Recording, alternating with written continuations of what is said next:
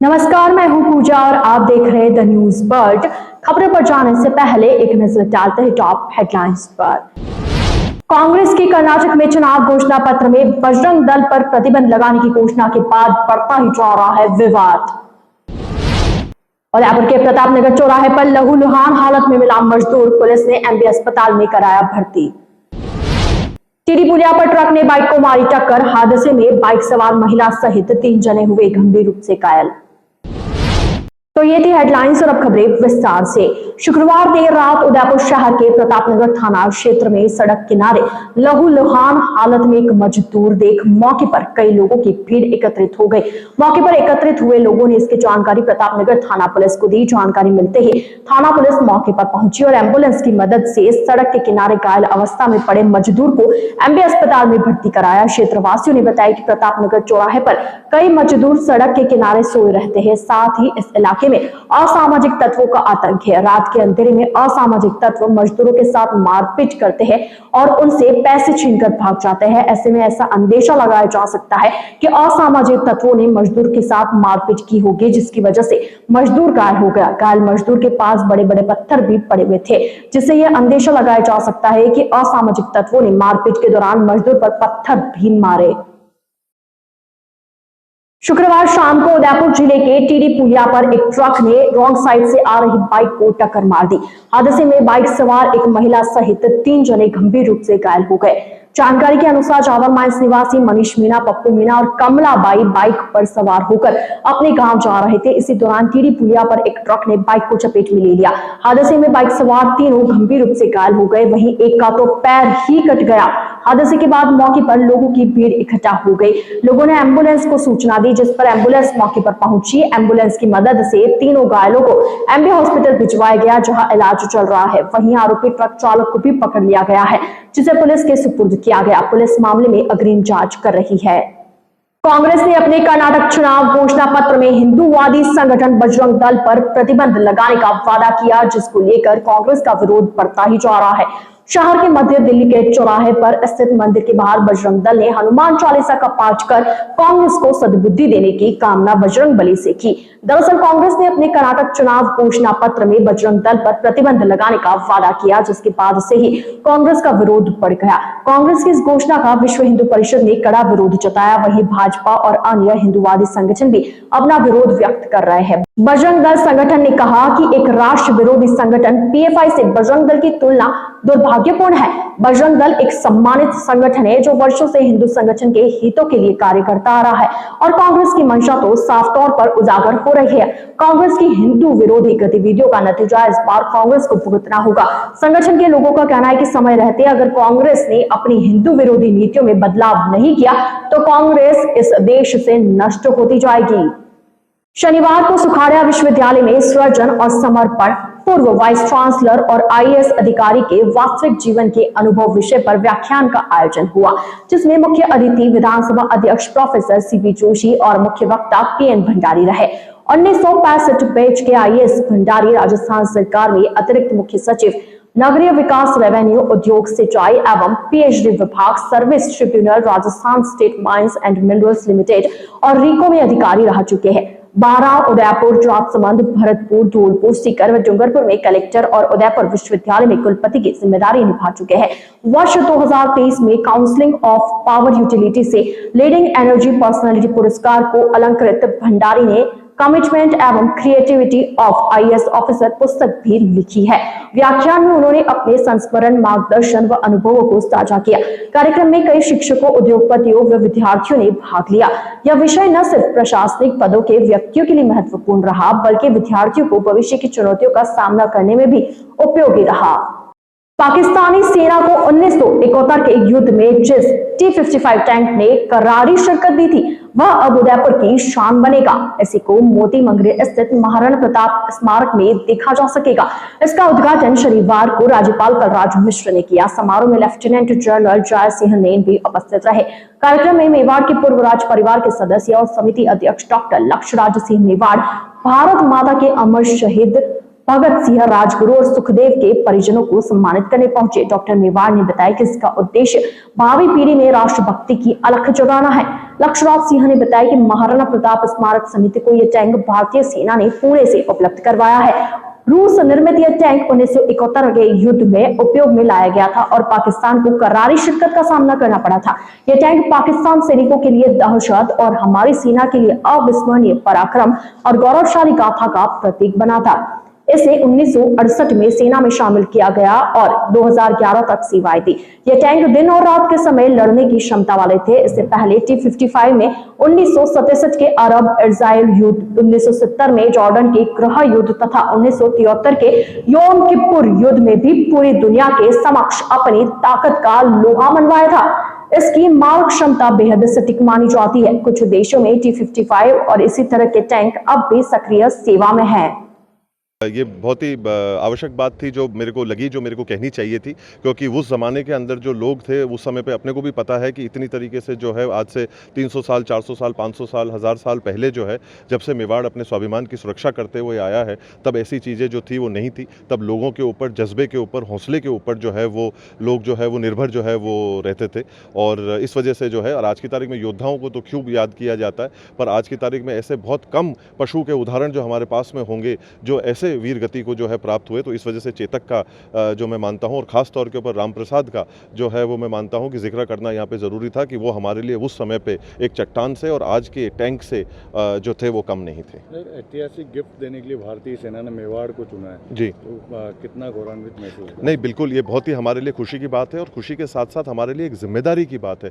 और जो बात जैसे हुई और जनरल साहब और महामहिम राज्यपाल महोदय ने जो फरमाया कि आज हम लोग जो है हमारी आने वाली जो युवा पीढ़ी है उसको कहीं ना कहीं हम लोग देश के स्वाभिमान और सेवा करने के प्रति जो है वो हम लोग उनको प्रेरित जो है वो करना चाहते हैं। आने वाले समय के अंदर ज़्यादा से ज़्यादा लोग अपने भारत और अपने देश की रक्षा के प्रति भी सोचें और उसके लिए कहीं ना कहीं एक प्रेरणा की आवश्यकता पड़ती है।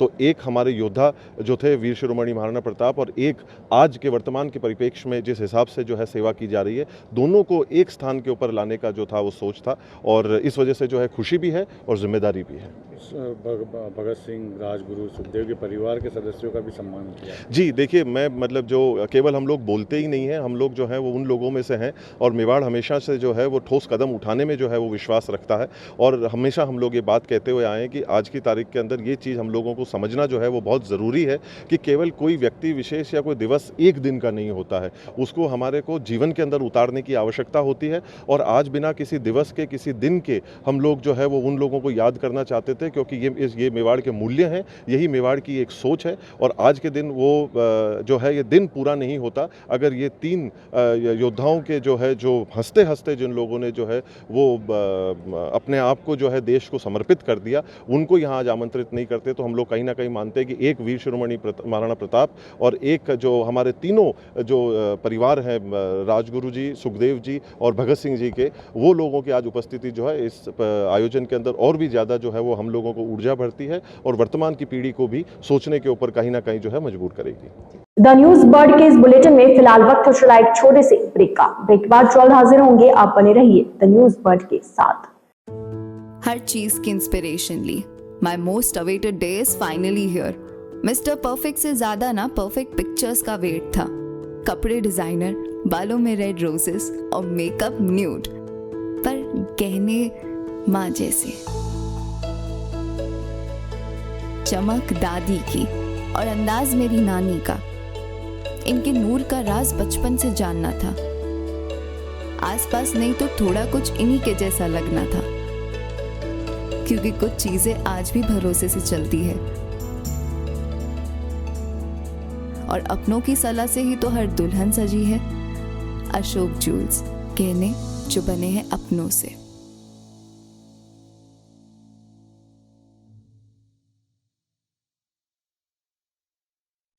पश्चिमी राजस्थान में पावर की सभी समस्याओं के समाधान उपलब्ध करवाते हुए आभा जनसेट 2 दशकों से diesel generator, transformer, electric panels एवं पावर कंसल्टेंसी की उत्कृष्ट विश्वसनीय सेवाओं के क्षेत्र में कार्यरत है।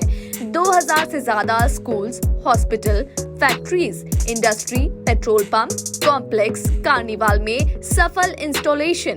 आभा जेनसेट 2000 से ज्यादा संतुष्ट कस्टमर्स का परिवार है। साथ ही पश्चिमी राजस्थान का सबसे ज्यादा बिकने वाला जनरेटर आभा जनरेटर। वोकल के लिए लोकल बने। आज ही संपर्क करें 9414195017 पर या 9829063200 पर। जय श्री कृष्णा, जय श्री गुरु महाराज।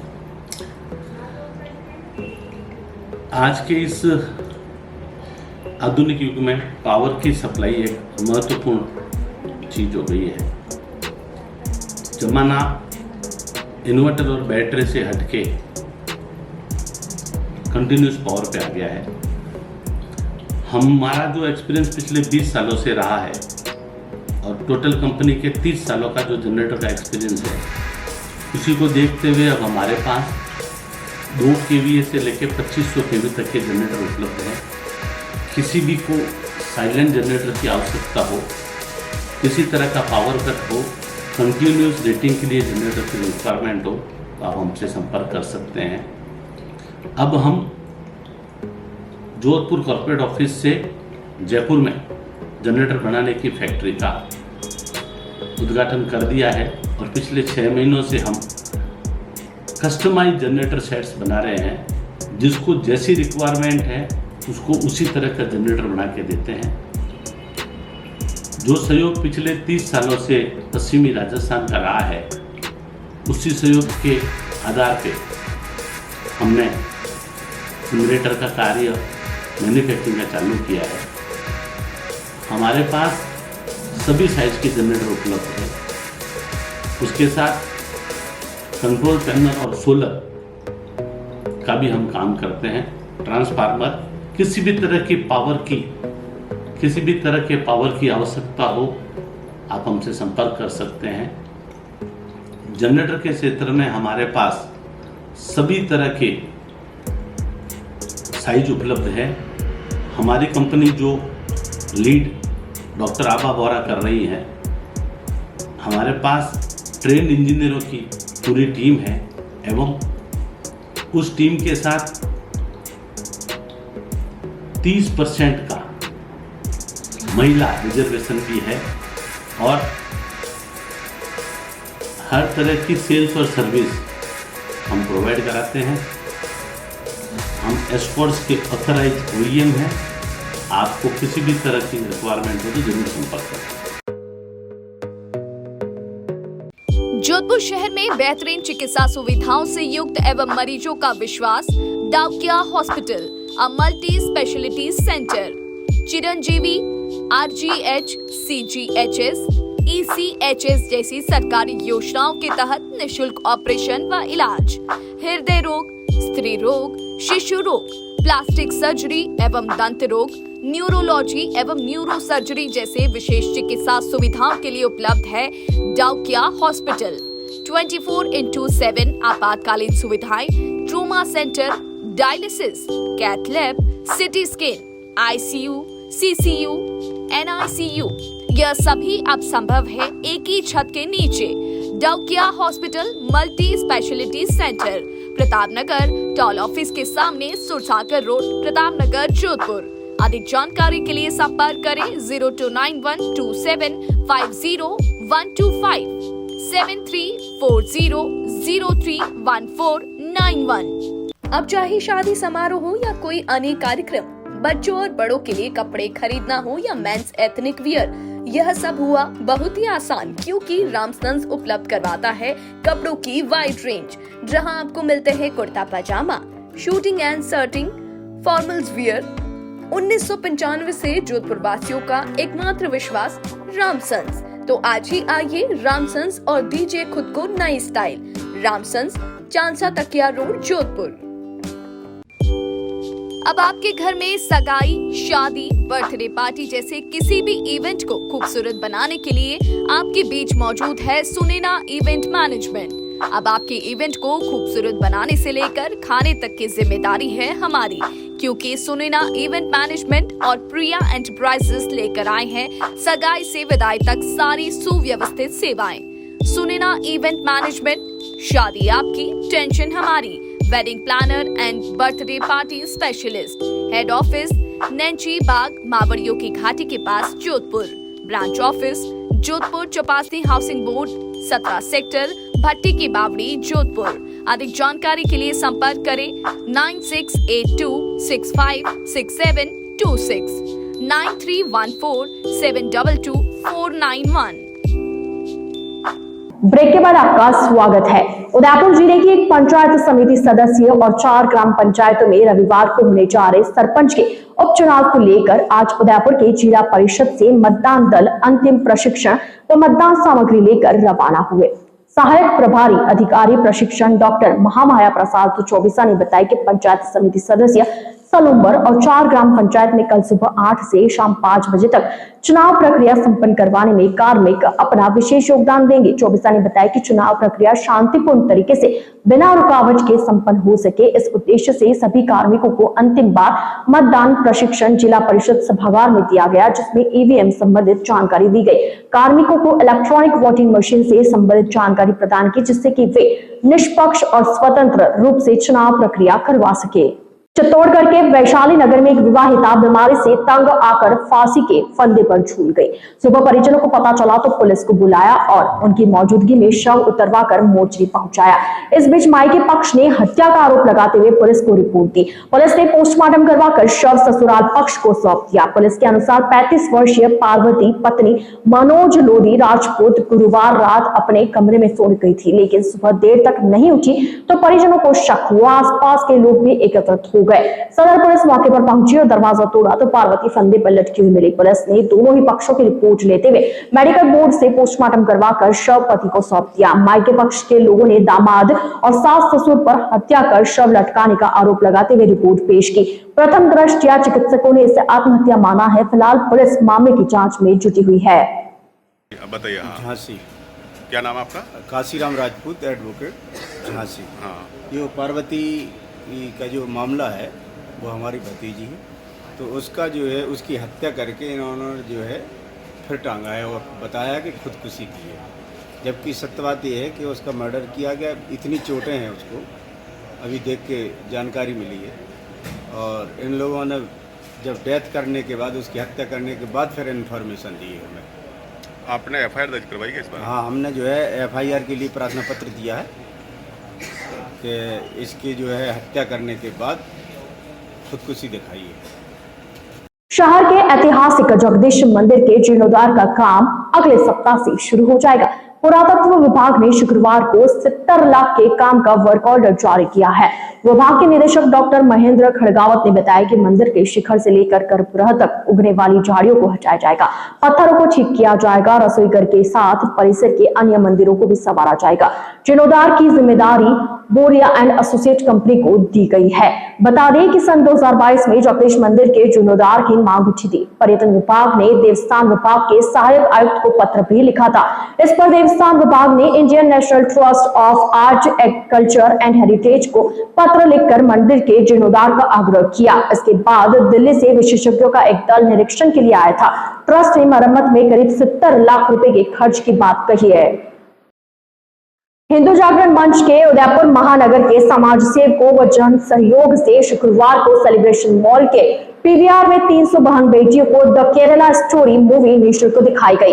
हिंदू जागरण मंच के किशन सोनी ने बताया कि शाम 4:30 बजे पूरा शो बुक किया गया। पीवीआर प्रबंधक एवं टीम द्वारा प्रत्येक टिकट पर निःशुल्क पॉपकॉर्न खिलाए। इस दौरान रविकांत त्रिपाठी, डॉक्टर जिनेंद्र शास्त्री, डॉक्टर अलका मुंद्रा सहित हिंदू जागरण मंच की टीम शहर के विभिन्न क्षेत्रों, सामाजिक क्षेत्रों से महिलाओं बहनों ने मूवी देखकर अपने वक्तव्य दिए। निःशुल्क शो दिखाने पर सभी बहनों ने आयोजकों को धन्यवाद दिया। आइए चलते चलते एक बार फिर नजर डालते आज की टॉप हेडलाइंस पर। कांग्रेस की कर्नाटक में चुनाव घोषणा पत्र में बजरंग दल पर प्रतिबंध लगाने की घोषणा के बाद बढ़ता ही जा रहा है विवाद। उदयपुर के प्रताप नगर चौराहे पर लहूलुहान हालत में मिला मजदूर, पुलिस ने एमबी अस्पताल में कराया भर्ती। टीडी पुलिया पर ट्रक ने बाइक को मारी टक्कर, हादसे में बाइक सवार महिला सहित 3 जने हुए गंभीर रूप से घायल। तो आज के इस बुलेटिन में फिलहाल इतना ही। अब दीजिए इजाजत पूजा को और आप बने रहिए द न्यूज वर्ल्ड के साथ। नमस्कार।